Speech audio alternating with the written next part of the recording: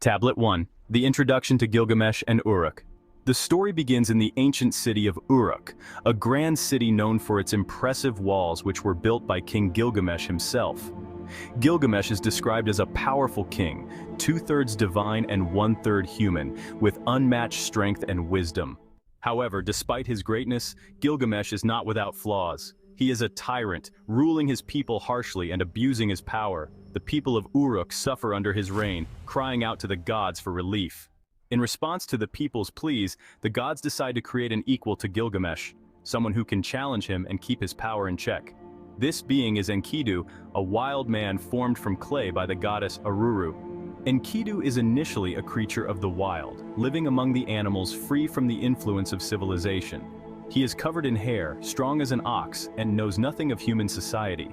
One day, a hunter encounters Enkidu by a watering hole, where he notices that Enkidu is freeing the animals from the hunter's traps. Frightened by this wild man, the hunter seeks help from Gilgamesh, who suggests that the hunter bring a temple prostitute, Shamhat, to tame Enkidu by introducing him to the ways of humanity. The hunter and Shamhat travel to the wilderness where Enkidu lives. When Enkidu sees Shamhat, he is captivated by her beauty and approaches her. For 6 days and 7 nights they lie together, during which time Enkidu learns the ways of men. His connection to the wild animals is severed. They now flee from him as he is no longer one of them. Shamhat teaches Enkidu about human customs, including how to eat bread and drink beer, introducing him to the world of civilization. As Enkidu grows accustomed to human life, he becomes more aware of his own strength and destiny.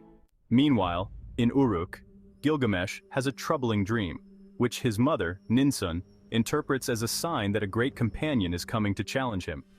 This foreshadows the meeting of Gilgamesh and Enkidu, which will become a pivotal moment in the story. The second tablet begins with Enkidu, who has been transformed from a wild man into a civilized one after his encounter with Shamhat, the temple prostitute. After spending time in the wilderness, Enkidu has learned the ways of human society, and he grows curious about the great city of Uruk, where Gilgamesh reigns as king. Enkidu hears stories from Shamhat about Gilgamesh, the mighty king who is both feared and revered in Uruk. However, these stories also reveal Gilgamesh's tyrannical side, how he oppresses his people, claiming the right to sleep with any bride on her wedding night before her husband does. This practice, known as Ius Primi Noctis, adds to the suffering of the citizens of Uruk, and Enkidu becomes determined to confront Gilgamesh and put an end to his arrogance. Meanwhile, in Uruk, Gilgamesh has another troubling dream. He sees a mighty star fall from the sky and land at his feet. He tries to lift it but cannot. The people of Uruk gather around the star and revere it as a companion for Gilgamesh. Ninsun, Gilgamesh's divine mother, interprets the dream for him, explaining that the star represents a powerful companion who will soon come to challenge and complete him. This is, of course, a foreshadowing of Enkidu's arrival in Uruk. True to the prophecy, Enkidu enters Uruk and learns about Gilgamesh's actions firsthand. On the night when Gilgamesh is about to exercise his right over a bride, Enkidu stands in his way. The two engage in a fierce and physical confrontation, grappling with each other in the streets of Uruk. Despite Enkidu's great strength and wild origins, Gilgamesh ultimately prevails. However, this battle marks the beginning of a deep and mutual respect between the two men. After their fight, Gilgamesh and Enkidu recognize each other as equals, and a strong bond of friendship forms between them. They see in each other qualities that complement and balance their own. Gilgamesh, with his power and ambition, is tempered by Enkidu's strength and moral sense. Together, they become inseparable companions, united in their desire to achieve great deeds and leave a lasting legacy. The tablet concludes with Gilgamesh proposing an epic adventure to journey together to the cedar forest and confront the fearsome guardian, Humbaba. Enkidu, who knows the dangers of the cedar forest, is initially hesitant, but Gilgamesh's determination and desire for glory convince him to join the quest. The confrontation between the two men, followed by their deep bond, marks a turning point in the story, where they move from rivalry to brotherhood, ready to face the challenges that lie ahead together. The third tablet of the Epic of Gilgamesh continues the story as Gilgamesh and Enkidu prepare for their first great adventure together. After the two heroes cement their bond, Gilgamesh remains determined to embark on a perilous journey to the cedar forest, a place teeming with danger and guarded by the monstrous Humbaba. This forest is sacred, home to the gods, and entering it is no small feat. Gilgamesh is driven by his desire for eternal fame and the need to prove his strength and worth as a king. Enkidu, however, is more cautious. Having been born from the wilderness, he knows the dangers that lie within the cedar forest. He warns Gilgamesh about Humbaba, describing the guardian as a terrifying creature whose breath is fire and whose roar is a flood. Despite his fear, Enkidu cannot resist the call of adventure, and Gilgamesh's determination eventually convinces him to join the quest. Before setting out, Gilgamesh and Enkidu visit the great temple of Uruk to seek the blessing of Shamash, the sun god. Gilgamesh prays earnestly, asking for Shamash's protection and favor. He understands that without divine support, their journey could end in disaster. Shamash, moved by Gilgamesh's plea, agrees to assist them, promising to unleash the winds to help subdue Humbaba when the time comes. In addition to divine favor, Gilgamesh seeks advice from the city elders. The wise men of Uruk are concerned about the dangers ahead, but they see that Gilgamesh's mind is set. They offer practical advice, urging Gilgamesh to let Enkidu lead the way, as he knows the wilderness and its dangers better than anyone. They also suggest that Gilgamesh should offer prayers to the gods, particularly to his personal god Lugalbanda, for guidance and protection. Before leaving, Gilgamesh seeks the blessing of his mother, Ninsun, a goddess in her own right.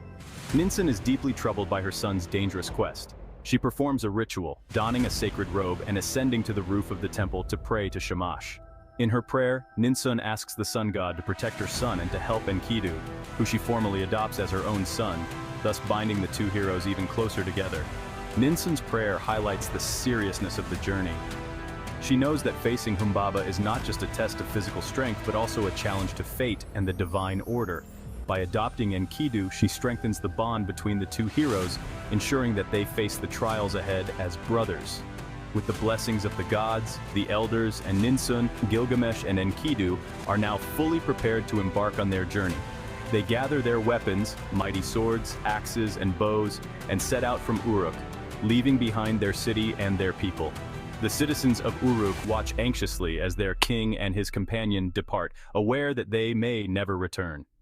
As they journey toward the cedar forest, the bond between Gilgamesh and Enkidu grows even stronger.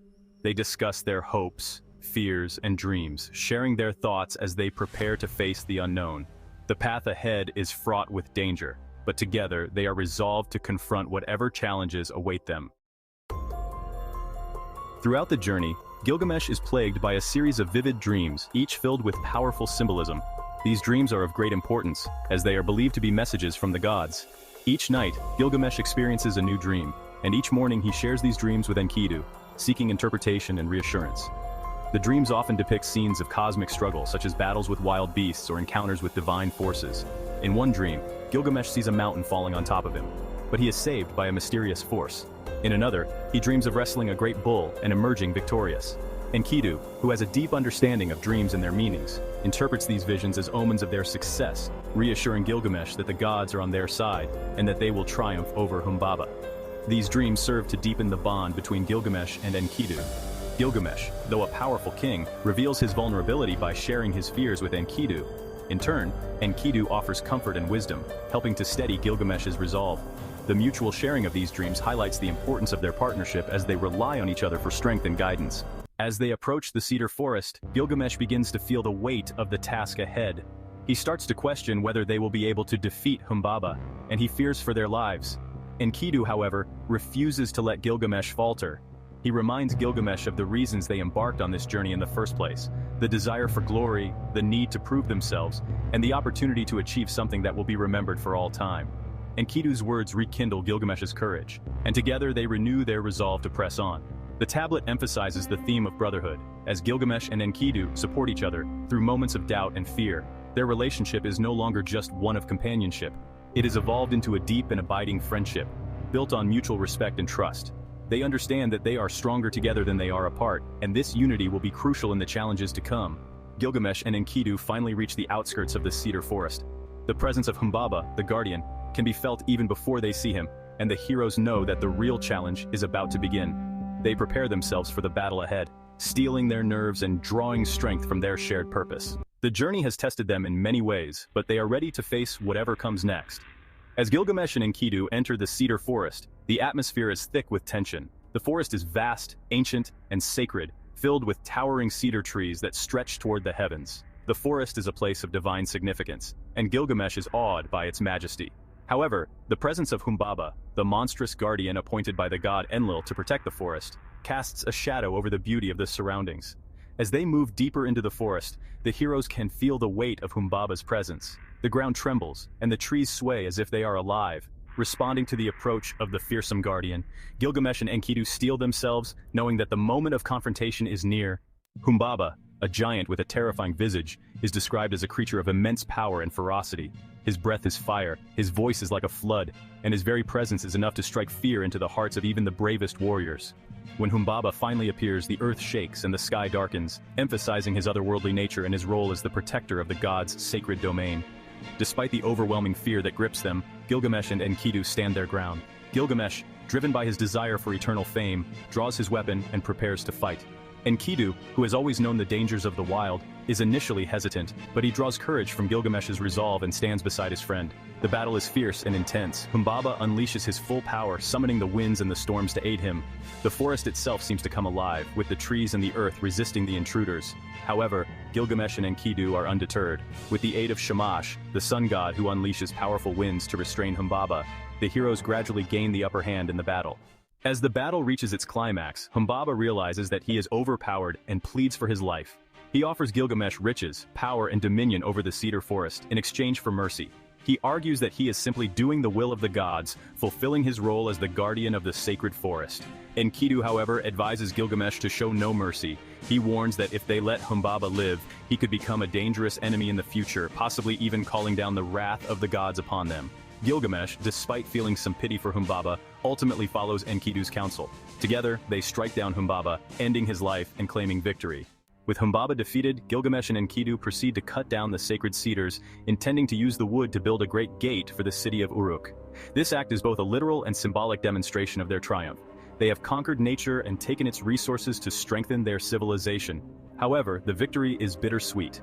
The killing of Humbaba is an act of hubris that will have lasting repercussions. The gods, who had set Humbaba to guard the forest, will soon demand justice for this transgression. Gilgamesh and Enkidu, in their quest for glory, have set themselves on a path that will lead to great challenges and ultimately to tragedy. Having returned to Uruk after their victory in the cedar forest, Gilgamesh is celebrated as a hero. His fame and beauty catch the eye of Ishtar, the powerful and often capricious goddess. Enchanted by Gilgamesh's strength and charm, Ishtar approaches him with a proposition. She offers to marry him, promising him wealth, power, and all the luxuries of the divine world. She tempts him with the prospect of ruling the earth together, showered with riches and divine favor. Despite the allure of Ishtar's offer, Gilgamesh is not swayed. He responds to her proposal with a scornful rejection, listing the fates of her previous lovers, all of whom she has abandoned or destroyed.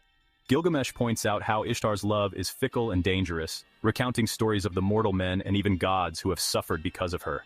He refuses to become another of her victims, rejecting her advances with harsh words. Ishtar, enraged by Gilgamesh's insult, ascends to the heavens and complains to her father, Anu, the king of the gods. She demands that Anu punish Gilgamesh for his insolence. Anu initially hesitates, recognizing the danger of unleashing divine wrath on a mortal, but Ishtar is persistent. To appease her, Anu agrees to let her release the Bull of Heaven, a monstrous creature that brings destruction wherever it goes. The Bull of Heaven is a fearsome beast, a divine weapon of mass destruction. When Ishtar unleashes it upon the earth, the bull wreaks havoc on the land, causing widespread devastation in Uruk. It snorts and the earth cracks, creating deep chasms that swallow hundreds of men. The people of Uruk are terrified, and the city is plunged into chaos. However, Gilgamesh and Enkidu are not easily intimidated. Together, they confront the Bull of Heaven, determined to save their city and prove their might once more. The battle is fierce, but with their combined strength and skill, they manage to overpower and kill the bull. Enkidu, in a moment of bravado, tears out the bull's thigh and hurls it at Ishtar, further mocking the goddess for her failed attempt to destroy them. The death of the Bull of Heaven is a victory for Gilgamesh and Enkidu, but it comes with a heavy price. The gods are enraged by the death of the bull, which was a divine creature. Ishtar is humiliated and furious, and the other gods begin to discuss how to respond to this challenge to their authority. They realize that such defiance from mortals cannot go unpunished. The tablet ends with a sense of foreboding. Although Gilgamesh and Enkidu have once again triumphed over a great adversary, their actions have set them on a collision course with the gods. The consequences of killing the Bull of Heaven will soon manifest, and the bonds of friendship, loyalty, and heroism that have defined their journey will be tested to their limits. After the defeat of the Bull of Heaven, the gods convene to discuss how to punish Gilgamesh and Enkidu for their actions.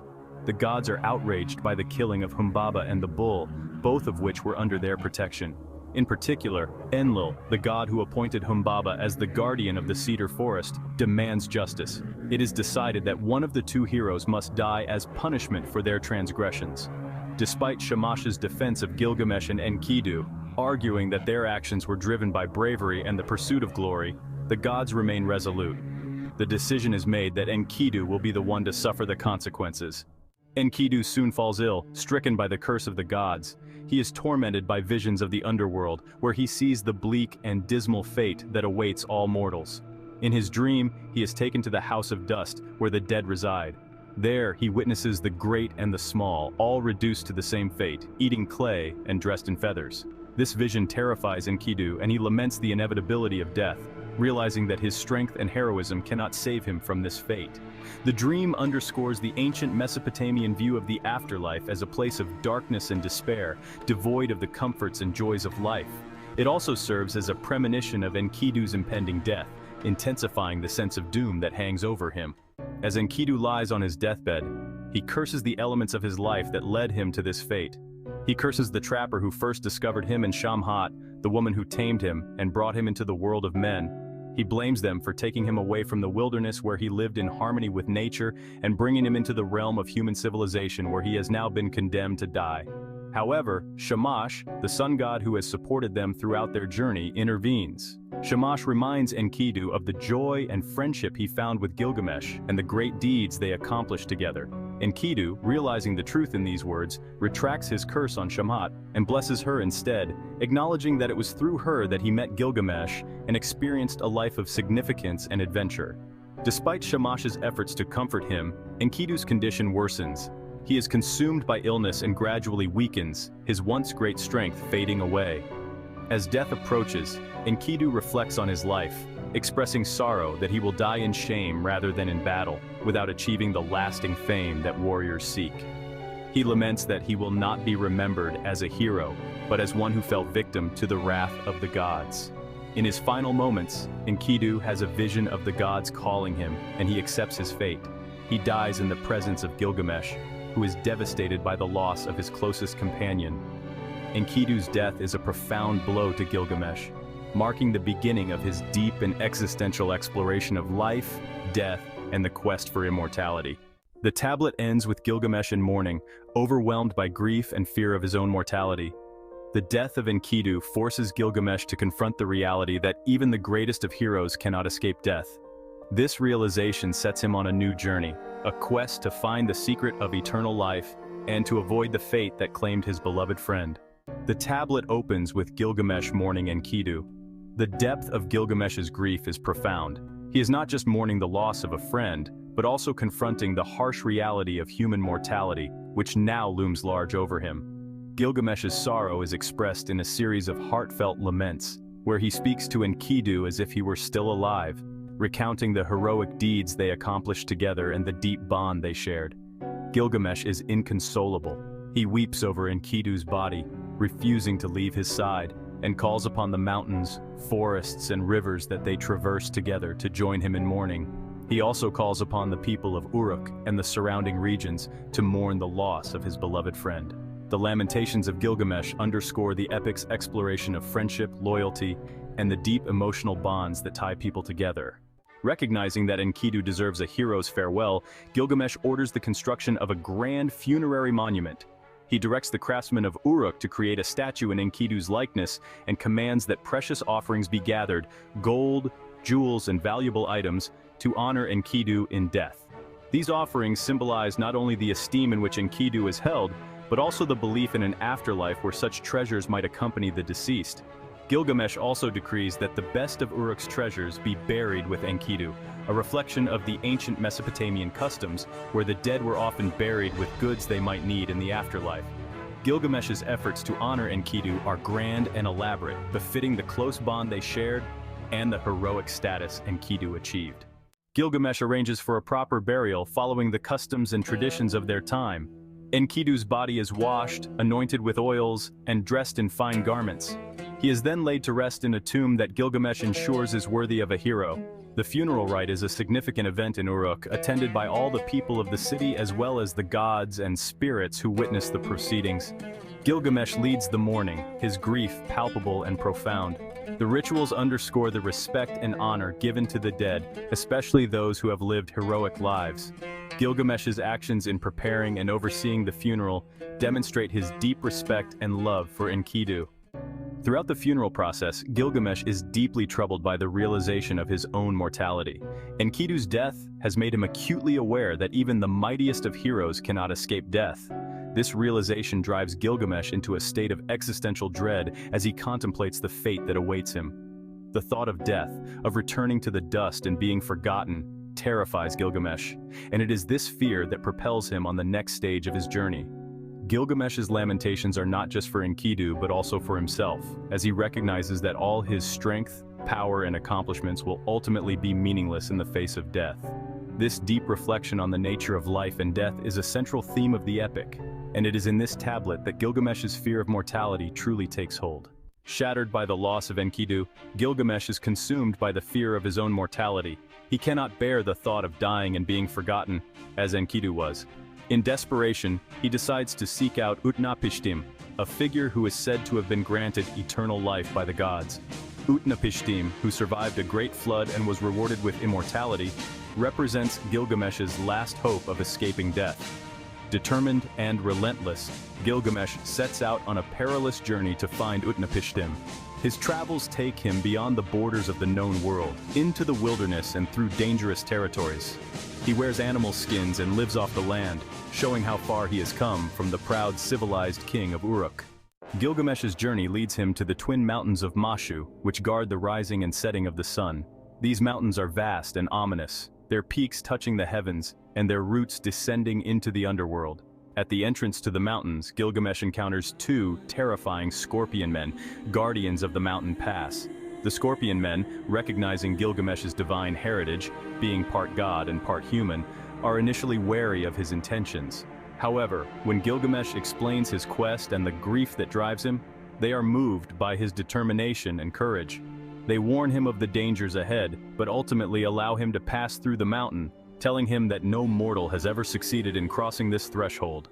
Gilgamesh then enters a long, dark tunnel that lies within the mountains, a place where the sun travels during the night. The tunnel is pitch black, filled with an oppressive silence, and Gilgamesh must navigate it by sheer willpower, as no light penetrates the darkness. For 12 double hours, he travels through the tunnel, battling exhaustion and despair. This journey through the darkness symbolizes Gilgamesh's inner struggle and the depths of his fear. When he finally emerges from the tunnel, he finds himself in a radiant garden filled with trees bearing jewels instead of fruit. This garden is a place of beauty and wonder, located at the edge of the world. It represents a stark contrast to the darkness he has just endured and serves as a reminder of the rewards that might await him if he succeeds in his quest. After emerging from the tunnel, Gilgamesh encounters Siduri, a wise tavern keeper or divine alewife who lives by the sea. Siduri initially bars her door against him, fearing that he is a dangerous wild man because of his disheveled appearance. However, when she learns of his identity and his quest, she offers him advice. Siduri tells Gilgamesh that the quest for immortality is futile, and that he should instead find joy in the simple pleasures of life: food, drink, love, and companionship. She represents a voice of reason, urging Gilgamesh to accept the natural order of life and death. However, Gilgamesh is undeterred by her counsel, driven by his fear of death and the hope that Utnapishtim will offer him the answers he seeks. Realizing that Gilgamesh will not be swayed, Siduri directs him to the boatman Urshanabi, who can ferry him across the waters of death to Utnapishtim's abode. She warns him, however, that the journey is perilous and that few have ever succeeded in reaching Utnapishtim. After receiving directions from Siduri, Gilgamesh seeks out Urshanabi, the boatman of Utnapishtim, who can ferry him across the waters of death to the distant place where Utnapishtim resides. When Gilgamesh finds Urshanabi, he is in the midst of preparing the sacred stones and poles needed for the journey. Gilgamesh, in his desperation, rashly destroys these sacred items, not realizing their importance. Urshanabi is initially angered by Gilgamesh's actions, as they now have no means to safely cross the treacherous waters. However, Gilgamesh explains the purpose of his journey and the deep sorrow and fear that drives him. Moved by Gilgamesh's determination, Urshanabi agrees to help him, but they must first fashion new poles and find a way to make the journey without the sacred stones. Together, they cut down trees and fashion the poles needed to navigate the waters of death. Urshanabi instructs Gilgamesh to use each pole only once, to push the boat across the waters without touching the deadly surface. This journey across the waters is symbolic of the perilous journey through life, where each action must be carefully considered, as there is no second chance. After a long and arduous journey, Gilgamesh finally reaches the distant shore where Utnapishtim lives. Utnapishtim, whose name means he who saw life, resides in a tranquil, almost paradisiacal place, far removed from the world of mortals. When Gilgamesh meets Utnapishtim, he is struck by how ordinary this immortal man appears. There is no sign of divine glory or power about him. This realization is the first of many lessons that Gilgamesh will learn from Utnapishtim. Gilgamesh explains his quest to Utnapishtim, telling him of Enkidu's death and his own fear of mortality. He pleads with Utnapishtim to share the secret of eternal life. Utnapishtim listens patiently, understanding the grief and desperation that has driven Gilgamesh to undertake this journey. In response to Gilgamesh's plea, Utnapishtim recounts the story of the Great Flood, an event that parallels the biblical story of Noah's Ark. Utnapishtim tells how the gods, angered by the clamor and sins of humanity, decided to send a great flood to destroy all life on earth. However, the god Ea, who had created mankind, did not wish for total annihilation and warned Utnapishtim of the impending disaster. Following Ea's instructions, Utnapishtim built a large boat and filled it with his family, craftsmen, and the seeds of all living things. When the flood came, it destroyed the world, but Utnapishtim and those with him in the boat were saved. After the waters receded, the boat came to rest on a mountain, and Utnapishtim released birds to find dry land, much like the biblical Noah. The gods, realizing that Utnapishtim had survived, were initially furious. However, when the waters receded and life began to renew, the gods relented. Enlil, the chief god, was eventually persuaded by Ea to grant Utnapishtim and his wife immortality as a reward for preserving life and piety. The gods then placed Utnapishtim far away, at the mouth of the rivers, to live out eternity. After recounting this tale, Utnapishtim reveals to Gilgamesh that his immortality was a unique gift from the gods, not something that can be achieved through effort or desire. He explains that the fate of mortals is to live and die, and that seeking to escape this fate is futile. Utnapishtim's story serves as a reminder of the limits of human existence and the acceptance that must come with it. Gilgamesh is devastated by this revelation, realizing that his quest for immortality has been in vain. However, Utnapishtim offers him one final chance to prove his worth. If Gilgamesh can stay awake for 6 days and 7 nights, he will be granted the secret of eternal life. Gilgamesh, exhausted from his journey, agrees to the challenge but almost immediately falls into a deep sleep. Utnapishtim, knowing that Gilgamesh will fail, instructs his wife to bake a loaf of bread for each day that Gilgamesh sleeps, placing them beside him as a record of the time that has passed. When Gilgamesh finally awakens, he is dismayed to find that he has slept for the entire duration of the challenge.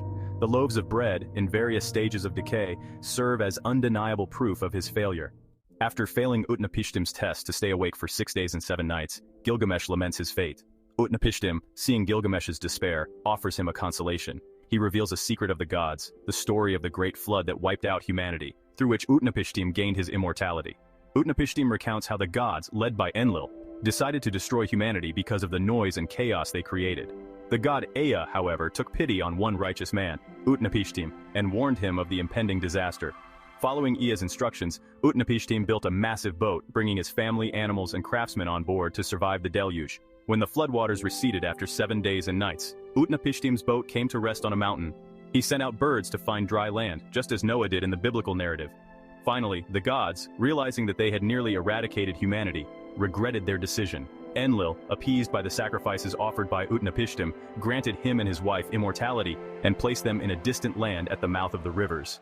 After telling this story, Utnapishtim gives Gilgamesh a final chance to gain something of value from his journey.